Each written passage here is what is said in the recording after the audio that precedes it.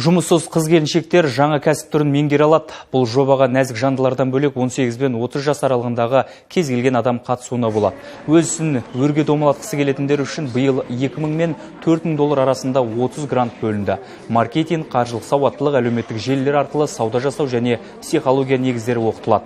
Болашақ бизнес өкіліне бұл өз қызметін тиімді ұйымдастыру және жүргізуге көмек болады. Жобаның бастау алғанына биыл 12 жыл. Бағдарлама осы уақыт ішінде кәсіпке зейін қойған жандардың бастамасын жемісті етуге қолдау көрсетіп келеді. 100 мыңнан астам адам бизнес саласындағы білімін жетілдірген, ал 137 әйел грант алды. Біздің ауыл әйелдерінің де үлесі бұл жерде бар.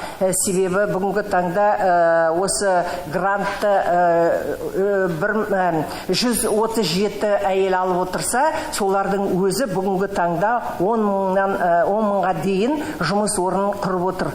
Тек қана өз бастарын ғана ойламай, өз жанұяларының да жағдайын жақсартпай, басқалардың да жағдайын жақсартуға атсалысып отыр. 2021-де жеңімпаз атандым.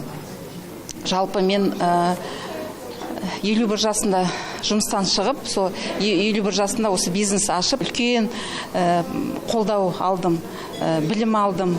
Сол керек кезеңде маған үлкен қолдау болды.